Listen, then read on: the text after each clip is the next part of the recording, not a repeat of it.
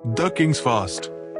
बहुत पहले आराम नाम के एक बादशाहत में एक ताकतवर और दौलतमंद बादशाह हुकूमत करता था जिसका नाम जोसिया था। वो अपनी दानाई और इंसाफ के लिए मशहूर था, मगर सालों गुजरने के साथ उसका दिल तकबूर से भर गया था।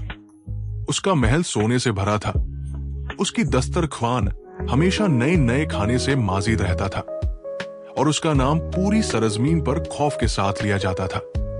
लेकिन इन तमाम दौलत और शान और शौकत के बावजूद उसके दिल में एक अजीब सी ख्वाहिश थी जो वो समझ नहीं सकता था।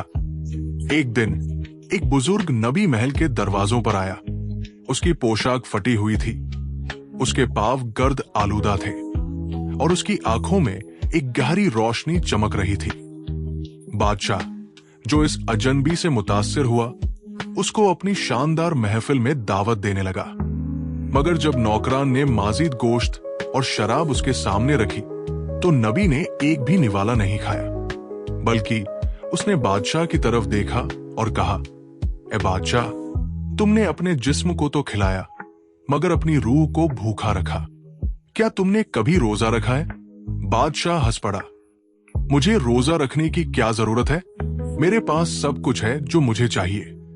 नबी मुस्कुराया और बोला, जो शख्स कभी भूखा नहीं रहता वो रोटी की मिठास नहीं समझता, और जो शख्स कभी अपने आप को खाली नहीं करता वो कभी खुदा से नहीं भरता।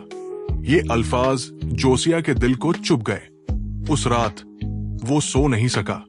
उसने अपनी दौलत, अपनी दावतें, अपने खजाने देखे और पहली दफा महसूस किया कि ये सब सिर्फ चंद दिन का है, फानी और बेकार।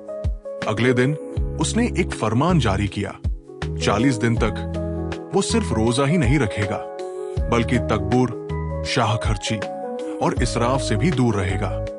वो सिर्फ वही खाएगा जो उसकी सल्तनत के गरीब से गरीब लोग खाते हैं, सादा लिबास पहनेगा और जरूरतमंदों की खिदमत करेगा।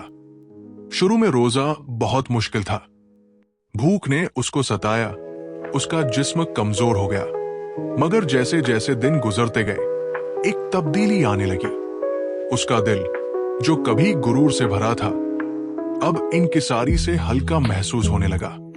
उसने अपनी कौम के गरीबों का दुख महसूस किया, बेवाओं की भूख देखी, यतीमों का दर्द समझा और पहली दफा वो सिर्फ अपनी कौम पर हुकूमत नहीं कर रहा था बल्कि उनसे मोहब्बत कर रहा था।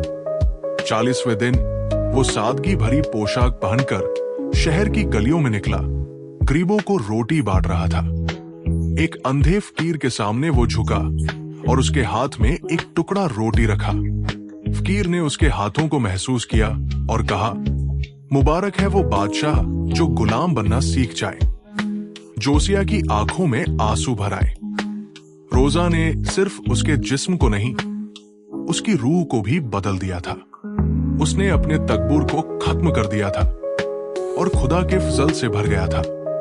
उस दिन के बाद बादशाह जोसिया इंकिसारी के साथ हुकूमत करने लगा और उसकी सल्तनत फलती फूलती गई, ना कि उसकी दौलत की वजह से बल्कि उसके ईमान की वजह से। और हर साल ऐश वेंसडे के दिन वो अपनी सबसे सादा पोशाक पहनता, मिट्टी में झुक जाता और उस सबक को याद करता जो उसकी रूह को बचा गया था। अगर आपको ये कहानी पसंद आई हो तो हमारे चैनल को सब्सक्राइब करना ना भूलें। शुक्रिया।